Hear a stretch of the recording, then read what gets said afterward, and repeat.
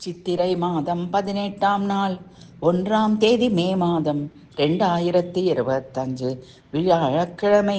நலமாக வாழ்ந்திட அட்சய திருதியில் காட்சி தந்த ஆதி பகவன் கருட வாகன மகாவிஷ்ணுவை போற்றி பாடி வணங்கிடுவோம் வாரீர். அச்சுதனே, அம்புஜாட்சனே, அநாத ரட்சகனே, அகிலாண்ட நாயகனே, மகாவிஷ்ணுவே போற்றி.